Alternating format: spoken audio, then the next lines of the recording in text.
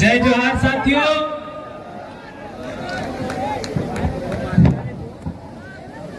जय जोहार का नारा है, जय जोहार का नारा है, जय जोहार का नारा है। आज 2025 का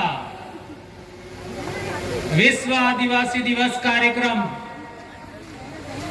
पालवी धरती डूंगरपुर में मनाया जा रहा है। उसमें आप सब पधारे, भाई बहन, बड़े बुजुर्ग, अन्य समाज के साथी पधारे, प्रशासन के साथी, मीडिया के साथी, आप सबका हार्दिक अभिनंदन करते हुए मैं अपनी बात रखना चाहता हूं। हम लोग समाज के लिए बोल बोल करके बीमार हो गए और हम नहीं चाहते थे कि आज हम बोलें, लेकिन बहुत सारे लोग नए आए और इसके लिए हमारे साथियों ने आग्रह किया कि बोलना ही पड़ेगा। तो आप लोगों के बीच में कुछ बातें मैं बहुत इंपॉर्टेंट है वो कहना चाहता हूं। सबको पता है कि ये जो विश्व आदिवासी दिवस का कार्यक्रम है वो सामाजिक कार्यकर्ताओं के नेतृत्व में होता है। और सामाजिक कार्यकर्ता कौन, किसको सामाजिक कार्यकर्ता कहेंगे? तो जो सच क्या है और गलत क्या है उसकी सही सही व्याख्या करे वो सामाजिक कार्यकर्ता।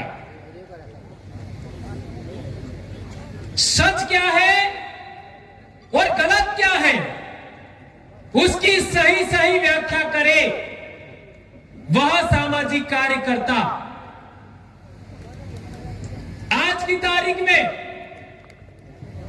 पूरे देश के आदिवासियों का जितने भी बड़े संगठन हैं उन सभी संगठनों का अलायंस बना है। पिछले दिनों इसका बहुत बड़ा मीटिंग हमारे यहां पर हुआ। आज हम लोग जो भी काम कर रहे हैं उसको देश के दूसरे लोग स्वीकार कर रहे हैं, उसको आगे बढ़ा रहे हैं और अपने अपने इलाके में अमल कर रहे हैं। उसका परिणाम यह हुआ कि पूरे देश में एक जैसी व्यवस्था हो रही है। आज डूंगरपुर की बात करूं मैं, आज जितने लोग विश्व आदिवासी दिवस के लिए डूंगरपुर में आए उतने लोग शांतिपूर्ण कभी डूंगरपुर में आए थे? ये केवल और केवल आदिवासी परिवार की अनुशासन नियमावली है कि यहां पर लोग शांतिपूर्ण आते हैं और शांतिपूर्ण जाते हैं। आपका बेड़ेश्वर में एक कार्यक्रम हुआ था कोरोना के आसपास, उसमें आपने देखा लाखों लोग आए थे लेकिन किसी प्रकार का कोई गड़बड़ नहीं हुआ। इसी तरीके से मानगढ़ पर इस साल भी हमने कार्यक्रम किया। पिछले 4-5 साल से हम लगातार कार्यक्रम कर रहे हैं लेकिन किसी तरीके का कोई दिक्कत नहीं हुआ। शांतिपूर्ण लोग आते हैं, शांतिपूर्ण जा रहे हैं। देश के किसी भी आदिवासी इलाके में जाइए, सबको कहना चाहता हूं, चाहे मीडिया के लोग हो, प्रशासन के लोग हो, कहीं पर भी आदिवासियों का कार्यक्रम होता है, जिस तरीके के यहाँ के लोग शांति से बैठते हैं, शांति से सुनते हैं, किसी प्रकार का अव्यवस्था नहीं होता, ऐसा नायाब उदाहरण भारत के किसी भी कोने में नहीं मिलेगा। कुछ न कुछ उल्टा पुल्टा हो ही जाता। और विशेषकर खान पान की बात करें, हमने हमारे लोगों को समझाया 300 साल का हमारे संतों का आंदोलन है। संत मावजी महाराज, संत सुरमाल खराड़ी महाराज, संत गोविंद गुरु महाराज, संत देवापुरी महाराज, संत गोविंद गुरु महाराज, संत कुरिया महाराज और आज तक जितने मेट कोटवाल का अधिपति है, उन सब के आंदोलन का जो निचोड़ है कि हमारे समाज में दारू 100% बंद होना चाहिए। सभी संतों के आंदोलन का सबसे बड़ा मोटिव था कि हम आपका आदिवासी बेल्ट में दारू 100% बंद होना चाहिए। इस बात को आज तक आदिवासी परिवार के अलावा कौन बोल रहा है, बताओ मेरे को। क्या कोई बोल रहा है क्या? और कोई बोलता भी है तो सुनता नहीं है। आज देख लो, यहां पर लाखों लोग आए हुए हैं, लेकिन पिया हुआ कौन है, बताओ मेरे को। है क्या? इतना बड़ा बदलाव कैसे हुआ, यह सबको समझना पड़ेगा। हमने हमारे समाज को समझाया, युवाओं को समझाया कि हमारे संतों का हमारे इलाके में 300 साल का आंदोलन है, उसकी हमें इज्जत करनी है। आज इतना बड़ा बदलाव हो गया। 352 हमारी पंचायतें हैं डूंगरपुर में, और इस कार्यक्रम के लिए 292 पंचायतों ने पैसा दिया इस कार्यक्रम के लिए। क्या आज तक कोई माई का लाल ये कर पाया? यह सवाल है मेरा। 292, यह भी रात का आंकड़ा दे रहा हूं। इस कार्यक्रम के लिए 75 के करीब हमारे कर्मचारी साथियों ने पैसा दिया। क्या किसी संगठन को इतने सारे लोग पैसा देते क्या? और मैं भी कर्मचारी हूं। कर्मचारी के हाथ से पैसा लेना इसलिए कोई छोटा काम समझते हो क्या? और वो भी हमारे जैसों से। विचार करिए, 5.5 लाख के आसपास तो वीसीसी का पैसा है, 1.5 लाख के आसपास कर्मचारियों का पैसा है। अब बताओ, यह कार्यक्रम सामाजिक है या क्या है? 100% सामाजिक कार्यक्रम है। और कई लोग इस पर तोहमत लगाते हैं, आरोप लगाते हैं। और आदिवासी परिवार को जिसने गाली दिया है, आदिवासी परिवार को जिसने गलत कहा है, उन सब के बाजड़े उठ गए हैं और उठेंगे। एक बात और बड़ी कहना चाहता हूं कि हम स्कूल में बच्चों को पढ़ाते हैं। अब जो स्कूल में पढ़ाते हैं वही समाज को पढ़ाओ तो लोगों को तकलीफ हो जाती है। स्कूल में पढ़ा सकते हो वो बात, लेकिन समाज को नहीं पढ़ा सकते, ये कौन सी बात हुई भाई?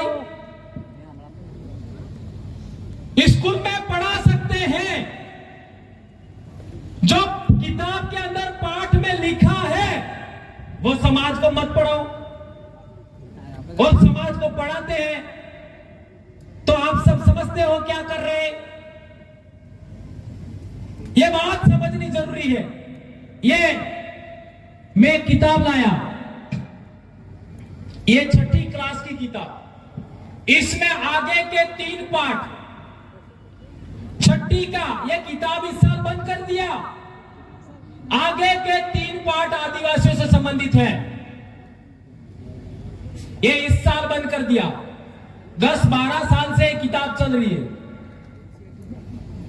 इस साल बंद कर दिया।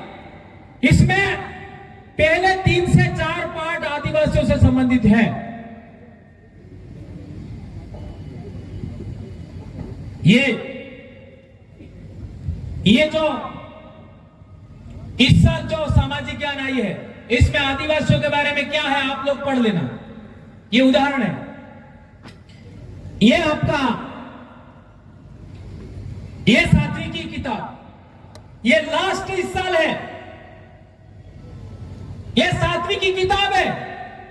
इसमें आदिवासी का पाठ दिया है, उसको पढ़ो तो सही, क्या लिखा है इसमें। और ये गारंटी है ये किताब भी आने वाले साल बंद तो होने ही वाली है, तो ये पाठ भी जाएगा। हमारे साथ कितना अन्याय हो रहा है, कितना शोषण, कितना दमन हो रहा है। 10-12 साल से किताबें चल रही थी, इसमें आदिवासी का पाठ है, ये 7वीं की किताब। इतना सा समाज को पढ़ाने के लिए हमें कितना पापड़ बेलना पड़ता है। इस किताब को आप पढ़िए, आपको समझ में आएगा इसमें आदिवासियों के बारे में क्या लिखा है। और इसके साथ ही आप लोग ये देखिए, ये 8वीं की किताब, ये 1 साल बाद ये भी बंद होगी। इसमें भी आदिवासियों के बारे में पाठ है, इसमें भी आदिवासियों के बारे में पाठ है, जानकारी है। लेकिन यह जानकारी यहां पढ़ के सुना दे तो भी कई लोगों को तकलीफ हो जाए। मैं क्या कहना चाहता हूं कि स्कूल में अब यह किताब पढ़ा सकते हैं, लेकिन समाज को पढ़ा लोगों को तकलीफ हो जाती है। और एक बड़ी बात ये देखिए, ये किताब में पूरा पाठ है, आदिवासी कौन लोग हैं, है ना, पूरा चैप्टर 5वां पाठ।